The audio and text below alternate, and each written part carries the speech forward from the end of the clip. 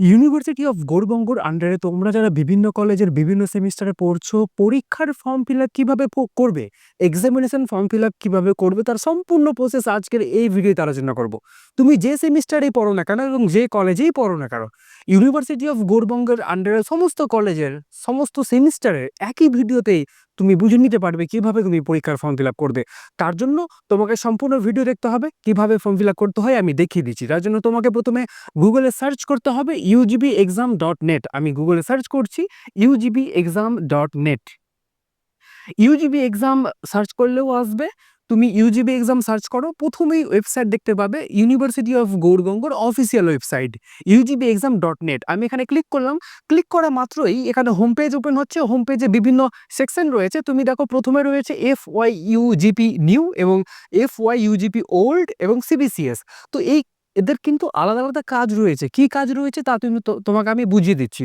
প্রথমে দেখো FYUGP new, অর্থাৎ এনইপির আন্ডারে যারা 4 ইয়ার ডিগ্রি কোর্স প্রোগ্রাম, যে সমস্ত স্টুডেন্টের 4 বছরের ডিগ্রি কোর্স প্রোগ্রাম এবং 24-25 সেশনের মধ্যে তোমরা যারা রয়েছো, তোমাদের সমস্ত কাজ কিন্তু এই বাটনে হবে, এই সেকশনে হবে। আশা করি বুঝতে পেরেছো।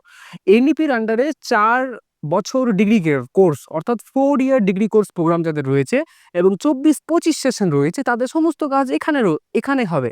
দ্বিতীয় নম্বর অপশন দেখতে পাচ্ছি old 4 year undergraduate program 23-24, যাদের সেশন 23-24 তাদের সমস্ত কাজ কিন্তু এই সেকশনে হবে। এবং যারা 3 ইয়ার ডিগ্রি কোর্স প্রোগ্রাম, যাদের 3 বছরের ডিগ্রি কোর্স প্রোগ্রাম, তাদের কিন্তু এই সেকশনে হবে। অর্থাৎ যারা সিবিসিএস এর মধ্যে রয়েছে, সিবিসিএস এর মধ্যে তোমরা যারা রয়েছে, তোমাদের সমস্ত কাজ কিন্তু এই সিবিসিএস এর সেকশনে হবে। আশা করি বুঝতে পেরেছো। তো তোমার যে সেশন রয়েছে তুমি সেখানেই ক্লিক করবে। তো আজকের ভিডিওতে আমি আলোচনা করব, ফর্ম ফিল আপ প্রসেস দেখাবো সিবিসিএস আন্ডারের একটা স্টুডেন্টের। তো তোমার যে সেশন থাকবে তুমি সেই সেশনে কিন্তু ক্লিক করবে। আমি কিন্তু সিবিসিএস এর অর্থাৎ 3 ইয়ার ডিগ্রি কোর্স প্রোগ্রামের একটা স্টুডেন্টের ফর্ম ফিল আপ করছি। আমি তাই সিবিসিএস এ ক্লিক করব।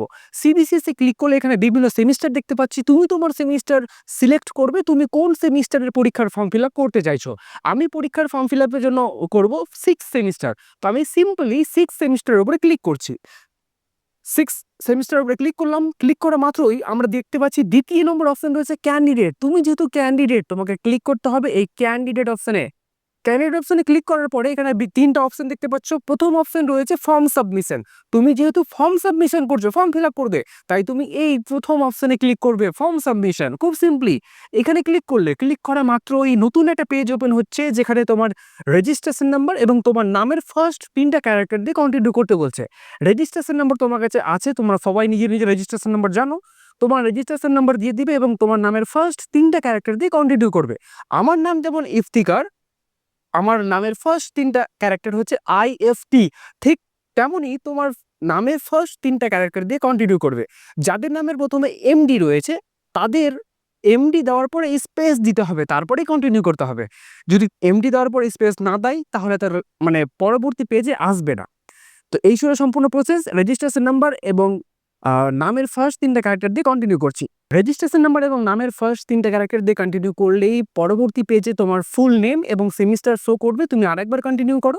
কন্টিনিউ করলে নতুন একটা পেজ ওপেন হচ্ছে, যেখানে তোমার সম্পূর্ণ ডিটেলস শো করছে। তোমার নাম, রোল নাম্বার, অ্যাড্রেস, তোমার ছবি, সিগনেচার সমস্ত কিছু শো করছে। তুমি একটু স্ক্রল উপরে আসো, নিচের দিকে আসো। নিচের দিকে আসলেই তুমি কিন্তু এখানে তোমার সাবজেক্ট ডিটেলস দেখতে পাবে।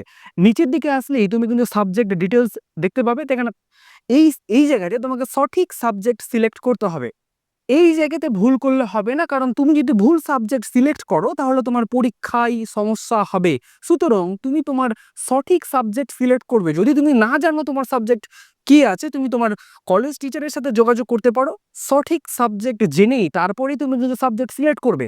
আর একটা কথা, যদি তুমি ভুল সাবজেক্ট সিলেক্ট করে দাও, তারপরে সাবমিট করে দাও, তখন কিন্তু তুমি নিজে থেকে চেঞ্জ করতে পারবে না। সেক্ষেত্রে তোমাকে কিন্তু কলেজে গিয়েই সংশোধন করতে হবে। সুতরাং সাবধানে, খুব সচেতনভাবে সাবজেক্ট সিলেক্ট করে সাবমিট করবে। যদি কোনো কারণবশত বাই চান্স ভুল সাবজেক্ট সিলেক্ট করে দিয়ে থাকো, তাহলে কলেজে গিয়ে যোগাযোগ করো, কলেজ থেকেই সংশোধন করে দেওয়া হবে। আরেকবার বলছি, ভুল সাবজেক্ট সিলেক্ট করবে না, পরীক্ষাতে অনেক বড় সমস্যা হতে পারে। তো আমি সাবজেক্ট সিলেক্ট করে সাবমিট করছি। যদি তোমার সাবজেক্ট সঠিক সাবজেক্ট না জানা থাকে তুমি তোমার বন্ধু-বান্ধবের কাছে জানতে পারো অথবা তুমি তোমার কলেজ টিচারের কাছে জানতে পারো। তারপরে তুমি কিন্তু জানার পরে তারপরে তুমি সিলেক্ট করে সাবমিট করবে।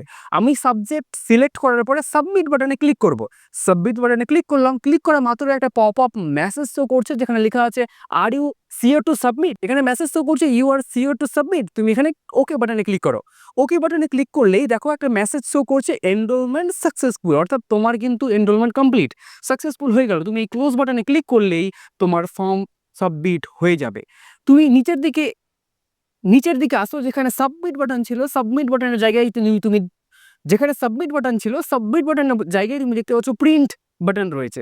তুমি যদি এই প্রিন্ট বাটনে ক্লিক করো তাহলে সরাসরি কিন্তু তোমার পিডিএফ ডাউনলোড হয়ে যাবে। তোমাদের ফর্ম ফিল আপ করার পরেই শুধু বসে থাকলে হবে না, ফর্ম ফিল আপ করার পরে কলেজের অফিসিয়াল ওয়েবসাইটে পেমেন্ট করে পেমেন্টের স্লিপ এবং এই ফর্ম ফিল আপের হার্ড কপি দুটো কিন্তু তোমার নির্দিষ্ট সময়ের মধ্যে অফিসে জমা দিতে হবে। তুমি যদি অফিসে জমা না দাও তোমার অফিস থেকে অর্থাৎ কলেজ থেকে অ্যাপ্রুভাল দেবে না, অ্যাপ্রুভাল না হলে তোমার অ্যাডমিট কার্ড জেনারেট হবে না।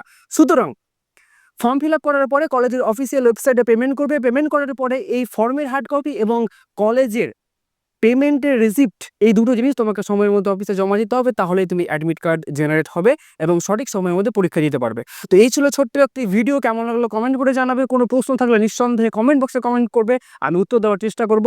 Thank you so much for watching this video.